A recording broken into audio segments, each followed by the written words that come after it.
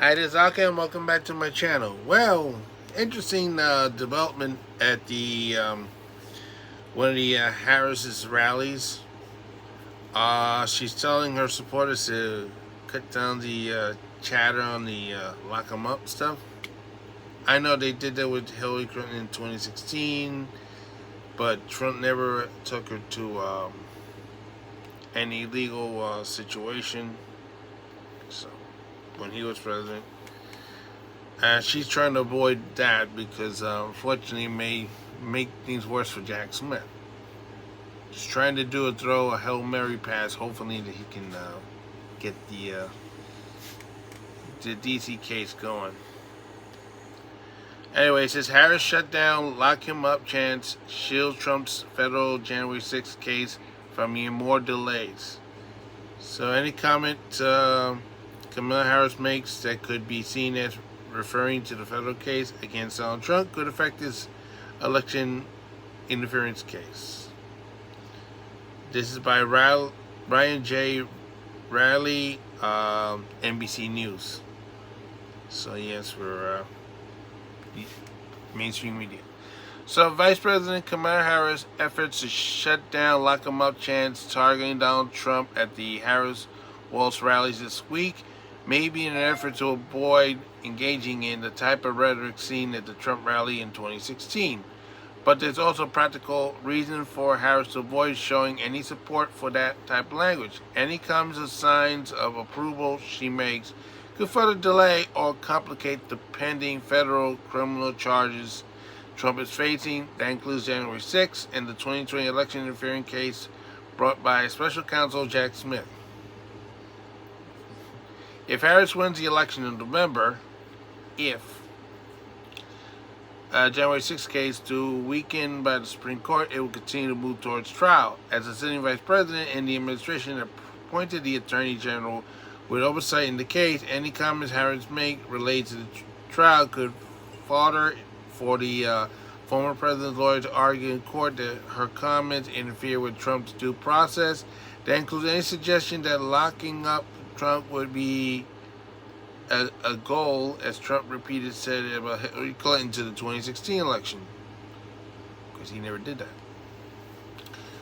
When lock 'em up chants broke out at a Harris rally in Wisconsin this week, she said to supporters, "We're going to let the courts handle that," and used a similar line when the same chant broke out in another rally.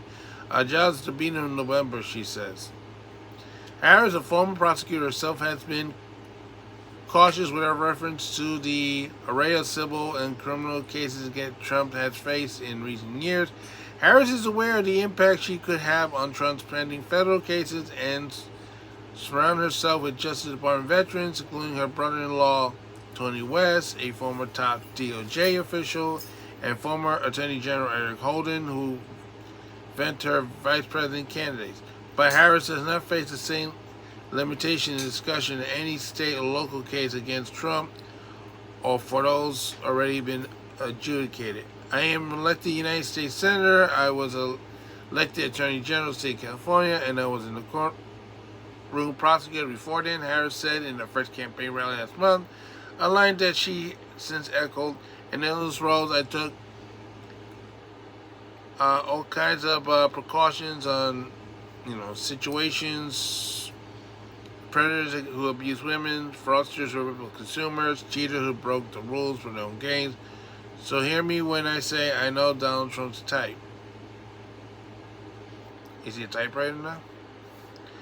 And in a close read of Harrison's reference to predators who abuse women, to fraudsters who rip off consumers, and so on, apparently to be nodding other criminals and civil cases Trump has faced, not the January 6th he's currently facing in 2023. E. Jean Carroll, was found liable for sexual abusing her earlier this year, and the judge ordered Trump to pay millions of dollars for civil fraud. And Trump was found guilty in 34 counts in May in a case that involved breaking campaign finance rules to make hush money payments to the adult film actor in 2016 campaign. These situations are all in New York, and very questionable situations that occurred since then. President Dramuni, of course, came in, and most of these cases may be knocked out, with the exception of E. Jean Carroll, as far as we know. Harris herself, who came feet of a pipe bomb that was left at the Democratic National Committee headquarters on the eve of January 6, 2021, we still hadn't found out who did it, will face a complex text of any debate that will come to discuss the capital tax and Trump's effort to stay in office after the 2020 loss. She's also likely to avoid much discussion of Trump's handling of classified documents. That case was dismissed. While Trump appointed federal judge dismissed a federal case involving his alleged mishandling of the classified documents, the Justice Department has appealed and the case could ultimately survive. I don't think so. The 11th Court appeal has no stomach for this. That's because people were abusing Judge Cannon so much that they had enough of this crap. So, I'm not surprised she dismissed it. Who wants this hot potato? Her campaign position is complicated by the fact that she is a member of the administration, the same way it would be complicated for President Joe Biden, said Bill Shipley, a former federal prosecutor who is now representing numerous January 6th defendants. And on top of that, says or notes Shipley, Harris herself is a lawyer, which will create possible ethic issues as she spoke about pending cases. There are Justice Department rules about communicating with the media about ongoing cases, and there's a DOJ tradition of seeking to speak within the four corners, meaning information about ongoing cases comes from court filings, not through media pronunciations, and those rules are binding only to the Justice Department. Part of Harris' pitch to the voters is that she would respect the lines between the Justice Department and the White House that exists for decades since Watergate scandal. We question that part because it seems like Joe Biden's hands has been everywhere in all these cases. As by NBC News, why she shut down lock 'em up chants, Harris' campaign said in a statement that the vice president's focus on getting voters to stop Trump in November. Vice President Harris had a simple message. There is one way to stop Donald Trump, and it's unfold Project 25 agenda, and it's the ballot box in November, campaign official says. That's incorrect. Project 2025 is not Trump's thing. He has Agenda 47. That's what he's going for. He's rejecting the 2025 project. And in fact, the head of that organization that came up with it has resigned since. Something they're not putting on here. The Trump campaign responded to a question about the chants by saying they would be funny if Kamala Harris and Joe Biden had not literally weaponized the justice system against President Trump in an attempt to imprison him ahead of the election. I mean, it is questionable because a lot of these cases came in like as soon as he announced his candidacy. They should have been done the moment that Joe Biden got into office in 2021. They waited too long for these cases. So the Trump campaign and Republicans in Congress had repeatedly accused Biden administration of weaponizing the Justice Department against Trump, although the federal charges against him were brought in by independent special counsel Smith,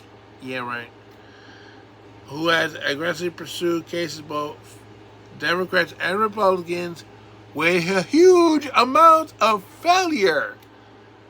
Bob Melendez, remember him?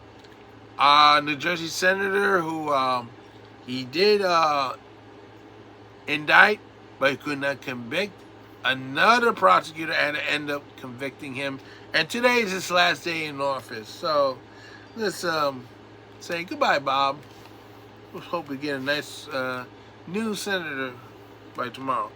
During the Biden administration, the Justice Department appointed another special counsel, a former top appointee who secured the conviction of Biden's Hunter's son, Biden's son Hunter Biden on the gun charges.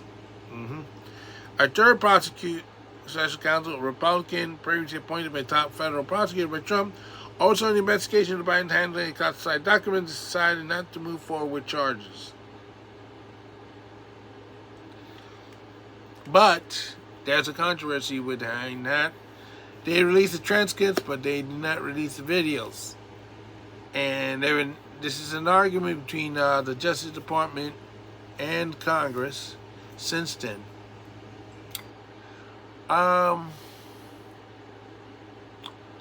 They're hoping that Kamala Harris can pull this off, but if Trump wins, all these cases are going to go bye-bye. Is it the E. Jean Carroll? That's a different story. We have to see about that one.